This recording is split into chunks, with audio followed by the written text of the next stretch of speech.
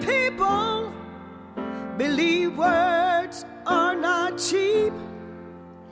If we pause for a moment before we do speak, it shows we have vision and judgment to lead. For we are the people all of us need. So Barack Obama's campaign is a lot about grassroots movement, which you guys mentioned earlier, and how everyone needs to do their part or rise up to do their part, in your words.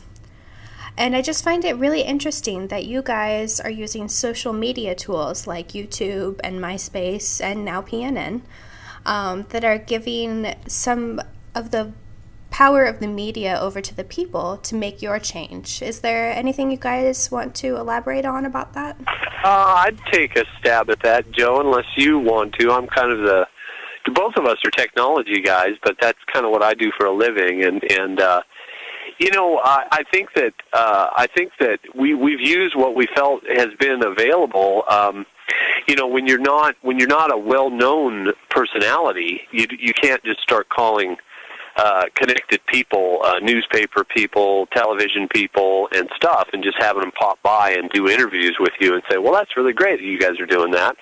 And so this YouTube medium and the MySpace medium are really interesting because you can direct traffic there yourself, and you know, a pretty picture says 1,000 words. So I think the video that we did for the Fired Up effort, the first song, the images of the people singing and the children in the choir. I mean, this is an all-age, all-color, all-race kind of choir, nearly, and so it really gives a very you know, a unity type of a feel to it.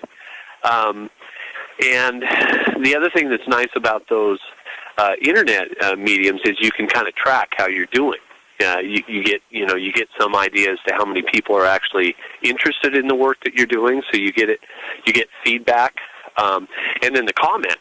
You know, the encouragement and people saying, "Oh my gosh, this is so great," or, you know, we've had a couple of negative comments. You know, I didn't like the guitar solo, or I don't like this, or I don't like that. But most of it has been really encouraging, and so those were kind of the tools we've had available to us.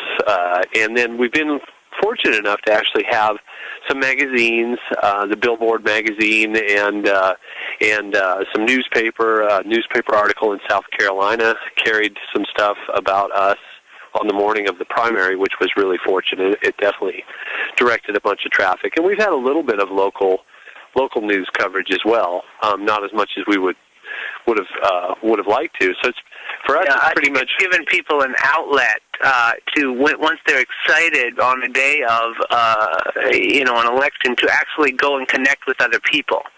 Yeah.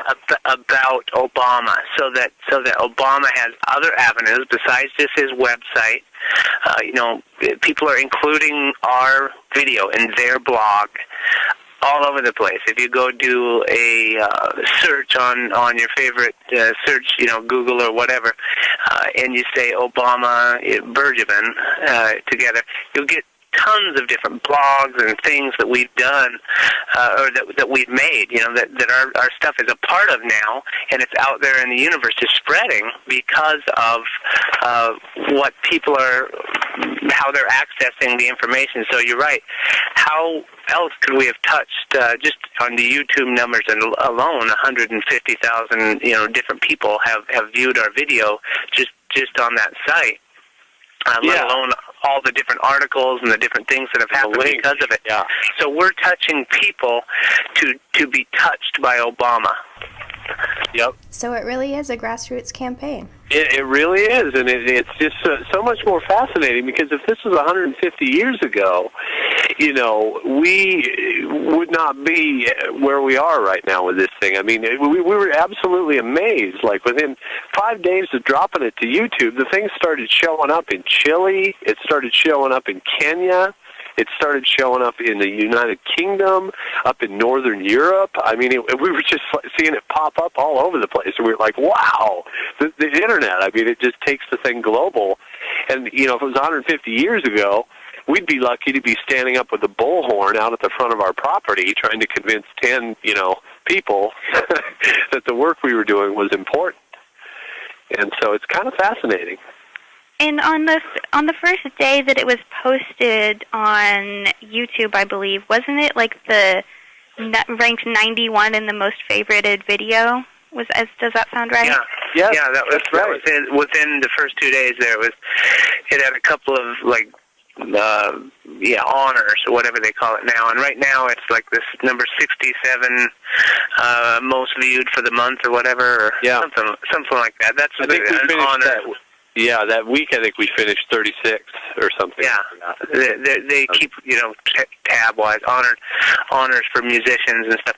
But really, the neatest part about it is all of these other people who have been part of the process.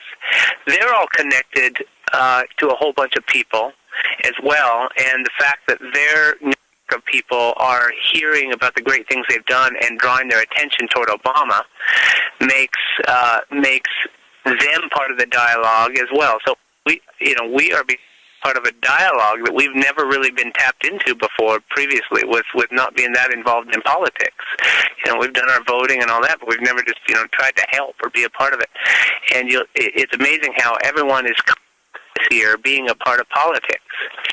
It's like it's okay. It's an okay thing to talk about finally again. Like it's been such a divisive subject for so many years. Yeah. And now people are totally open to talking about politics because it's so fascinating what is happening. This groundswell of people rising up and feeling like it really feels like a new day. Yep.